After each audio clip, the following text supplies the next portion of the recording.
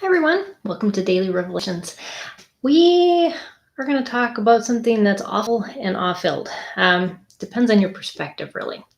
And isn't that really what a lot of life is about, is perspective? And if we can set the right perspective within our hearts, then we tend to go the right direction. And that's what God really is talking about.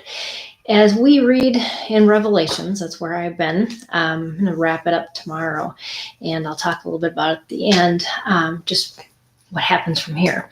As I finished up my biblical theology study, basically the entire Bible. So there's two different ways to look at God, and it really depends on the condition of our heart as to how we view him. And that's what Revelations is a lot about, and about the end that is to come. As in the beginning of the book of Revelations, it's revealed to John, I'm going to show you what was, what is, and what is to come. And so the chapters I've been in is what is to come. And what struck me is that there's this back and forth of what those who are the saints are worshiping and praising God for, and those who have just completely discredited God for everything that they have seen evidence of over and over again in their lives, and yet chose to worship this beast, to worship this harlot, to completely turn against the God who created the universe that they saw evidence of everywhere around them. And now they're filled with this awful terror of what has come. And it just kind of struck me as I'm going through this. And I just want to read this to you. I don't know really more than that to share. Revelations is a difficult book, and we really don't know how to interpret it. And there's lots of different ways that people look at Revelations, and they interpret different sections of it. I don't even want to go into that. What I want to get to is how should this affect me? How should it affect you? What should we take away from this in the here and now so that we can be faithful? And one thing that I was pondering over is that when we read these things, we become very fearful because God is a God of wrath, yet he is a God of love. And so there's this opposition going back and forth. And if we only look at the wrath, we can't develop a relationship. You don't develop a relationship out of fear. That is not a healthy relationship. We know that just by how we live in our families and how we have relationships with friends and coworkers. We have to base those relationships on love. And that's why God sent Jesus, to show us that he truly does love as much as he has wrath against sin. And he doesn't want us caught up in, I'm going to just worship God because I fear him. He wants us to be caught up in his love, so that because of the love that we have with him, we do fear him. And that's a healthy fear. But that fear has to start in love. It can't start out of fear, because then we never get to the point of coming close to God. And that's what he desires most.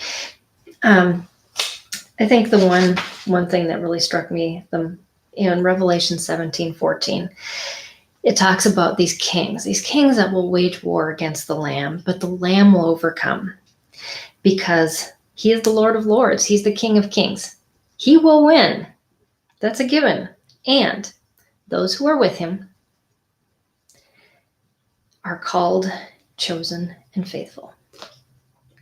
Those that decided to hide in the love that God had for them and not escape because all they saw was the wrath of God and the fear. They chose to look at the love that God has extended out through the cross and through Jesus and the Lamb. That's why that picture of the Lamb is so important in that verse, because we have to cling to that love so that we aren't overcome by the fear of God.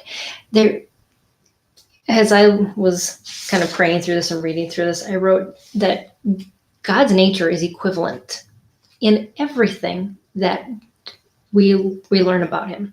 I made a list in one part, one of the chapters, that talks about how he's salvation, he's glory, he's power, he's truth, he's righteousness.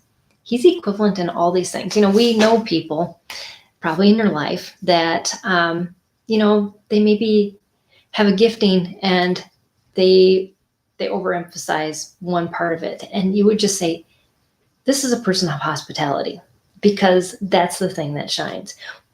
Well, the problem is we can say God is a God of love, but he's equivalent in his wrath against sin. He's equivalent in his righteousness. He's equivalent in his glory. And so we can't just stick to the one thing. We have to see the whole God that we call Lord.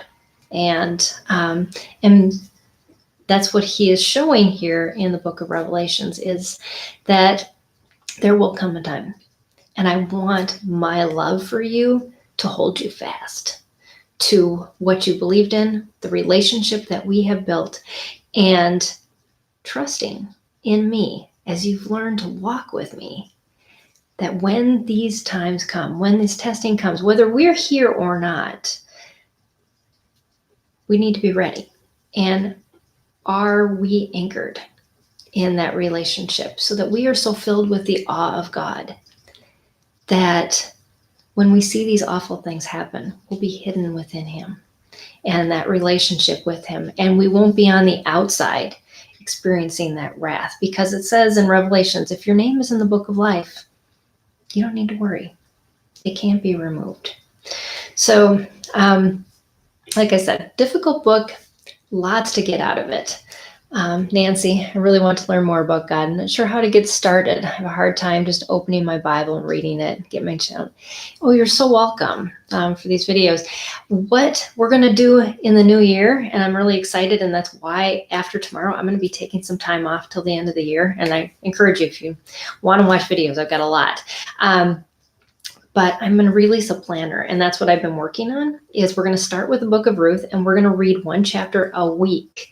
And so it's not going to seem like, I can't do this, because I'm doing this study with my daughter, and I really want to teach her the basics. And so what my videos are going to be about as we go through with the planner is I'm going to add the extras in for you so that you kind of understand the context that those books are written in, what was going on maybe in other books. And I'll have you dig into a little bit of that, but it's taking me a lot more time than I expected. And I'm going to be releasing the first quarter in a couple weeks. And then after that, I'll have a little more time to work on the other quarters.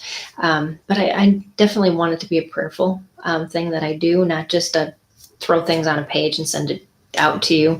And it's going to be free. This is my first year trying this. And so we'll just do it together. I'd love your feedback as we go along on what you like, didn't like, even about the planner itself. It's something that I've put together based on what I like about planners and what I don't like about planners. And what I like about having a planner is that everything I do in a day, including my study of God's word and my planning of my day, is in one place, because God is the Lord of my life. Where